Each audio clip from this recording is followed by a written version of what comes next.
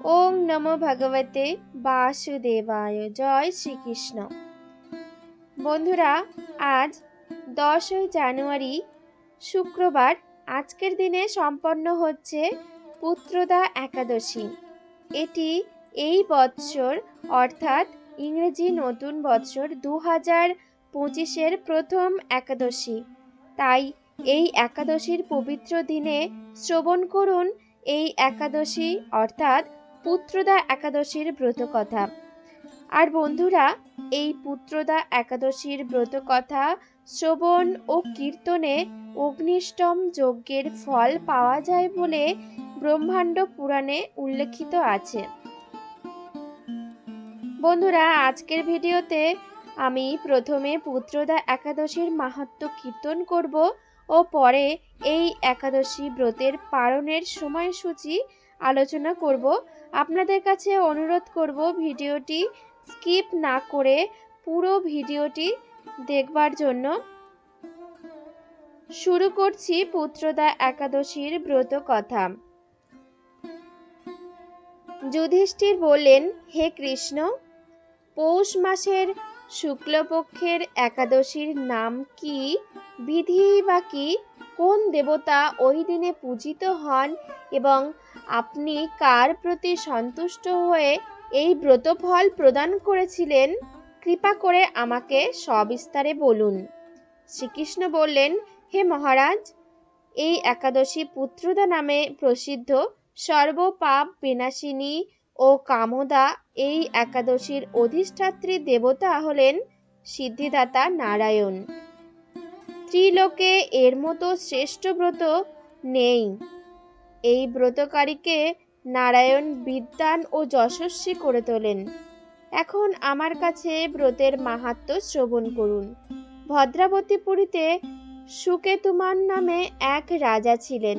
তার রানীর নাম ছিল শৈব্যা। রাজদম্পতি বেশ সুখেই দিন যাপন করছিলেন। বংশ রক্ষার জন্য বহুদিন ধরে ধর্মকর্মের অনুষ্ঠান করেও যখন পুত্রলাভ হলো না, তখন রাজা দুশ্চিন্তায় কাতর হয়ে পড়লেন। তাই সকল ঐশ্বর্যবান হয়েও পুত্রহীন রাজার মনে কোনো সুখ ছিল না। তিনি ভাবতেন, পুত্রহীনের জন্ম বৃথা ও গৃহশূন্য। পিতৃদেব মনুষ্যলোকের কাছে যে ঋণ শাস্ত্রে উল্লেখিত আছে তা পুত্র বিনা পরিশোধ হয় না। পুত্রবাঞ্জনের এ জগতে যশ লাভ ও উত্তম গতি লাভ হয় এবং তাদের আয়ু, আরোগ্য, সম্পত্তি প্রভৃতি বিদ্যমান থাকে।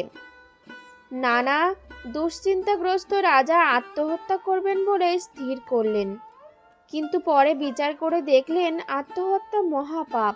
এর ফলে কেবল দেহের বিনাশ মাত্র হবে, কিন্তু আমার পুত্রহীনতা দূর হবে না।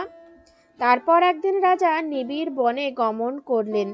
বন ভ্রমণ করতে করতে দ্বিপ্রহর অতিক্রান্ত হলে রাজা ক্ষুধা তৃষ্ণায় অত্যন্ত কাতর হলেন। এদিক ওদিক জলাদের অনুসন্ধান করতে লাগলেন। তিনি চক্রবাক, রাজহংস এবং নানান রকম মাছে পরিপূর্ণ একটি মনোরম সরোবর দেখতে পেলেন। সরোবরের কাছে মুনিদের একটি আশ্রম ছিল। তিনি সেখানে উপস্থিত হলেন। সরোবর তীরে মুনিগণ বেদ পাঠ করছিলেন। মুনিবৃন্দের শ্রীচরণে তিনি দণ্ডবৎ প্রণাম করলেন। মুনিগণ রাজাকে বললেন, হে মহারাজ, আমরা আপনার প্রতি প্রসন্ন হয়েছি। আপনার কি প্রার্থনা বলুন। রাজা বললেন, আপনারা কে এবং কি জন্যই বা এখানে সমবেত হয়েছেন? মুনিগণ বললেন, হে মহারাজ, আমরা বিশ্বদেব নামে প্রসিদ্ধ এই সরোবরে স্নান করতে এসেছি।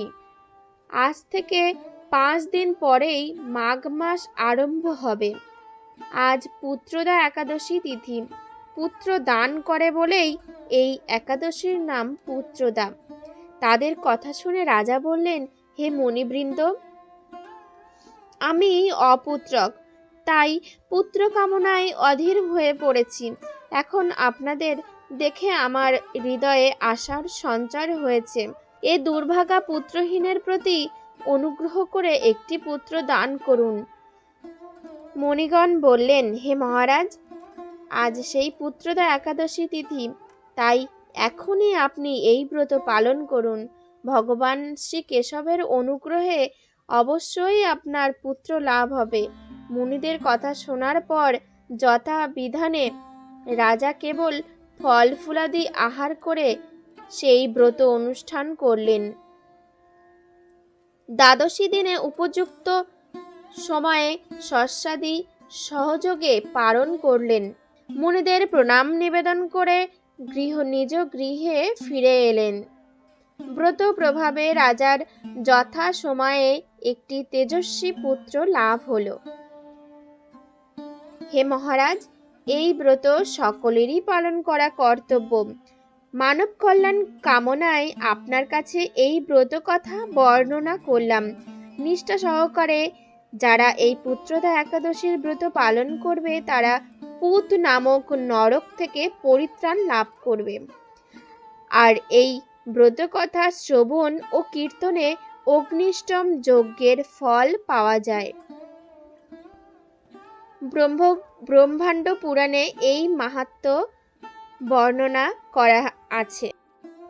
তাহলে বন্ধুরা, এতক্ষণ আপনারা শ্রবণ করলেন পুত্রদা একাদশীর ব্রত কথা।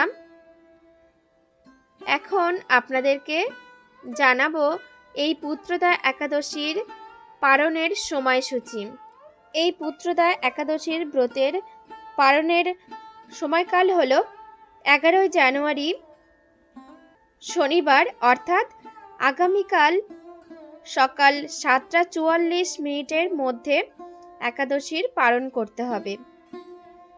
তো বন্ধুরা, এই ছিল আমার আজকের ভিডিওটি আপনাদের কেমন লাগলো অবশ্যই কমেন্ট করে জানাবেন।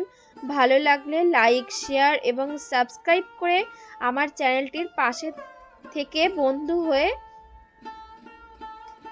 সাবস্ক্রাইব করে আমার চ্যানেলটির পাশে থাকবেন। সবাই ভালো থাকবেন, সুস্থ থাকবেন। দেখা হবে নতুন আরও একটি ভিডিওর সাথে। জয় শ্রীকৃষ্ণ, জয় শ্রীকৃষ্ণ, জয় শ্রীকৃষ্ণ।